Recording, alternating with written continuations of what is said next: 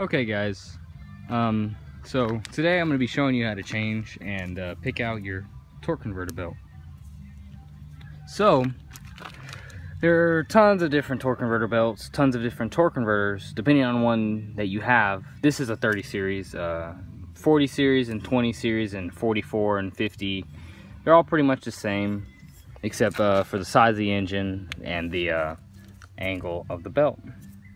First, picking out your belt. Well, there's a really exact way of picking out the belt to make it last as long as possible, and that would be measuring the distance between the center of this bolt and the center of this shaft, which gives you blah blah blah, this and the other. So you can go to a chart online and pick out your perfect belt size. It'll last as long as possible, and it will also give you, I guess, best performance. But sometimes I like to toy around and get a little bit of a smaller belt, which would keep this clutch from staying disengaged, or not, like I guess you could say pushing the belt up, giving you a little bit more lower end, which in my experience, the belt burned up in about 2 or 3 months. I did ride it maybe for 40 hours at most. But if you get a longer belt, it'll just be a little bit too loose to even function, so don't do that, trust me from experience. So either go with the manufacturer's manufacturer belt size, or a little bit smaller. Not too much, but maybe like I want to say 1/8 of an inch at most. Now, to remove your torque converter and replace your new belt, you're gonna need 2 tools. One, a 1/2 inch wrench, and 2, a pair of pliers or something to hold the crankshaft from moving when you're trying to hold on that. I choose vice grips, but that's just me.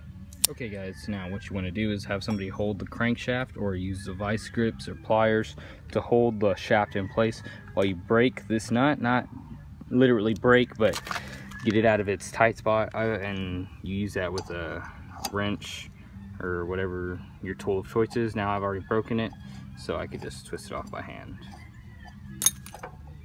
Okay guys, so here's my flat sheath.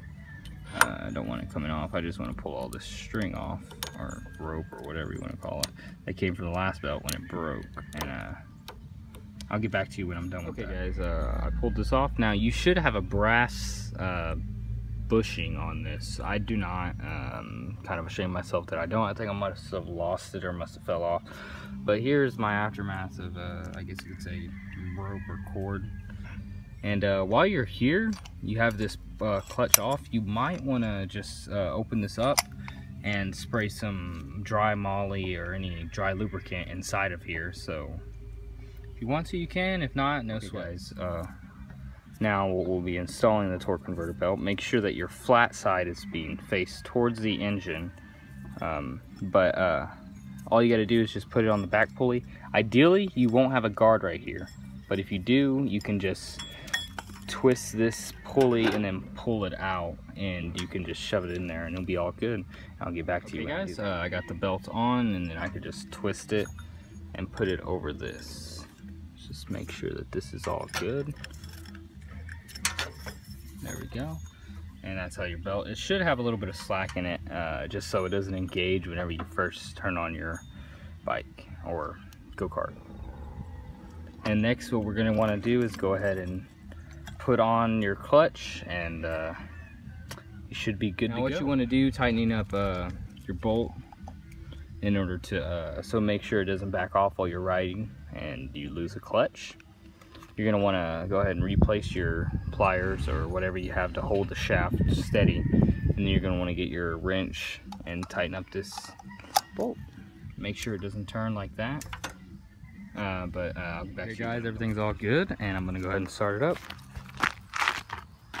Let's see, choke gas on.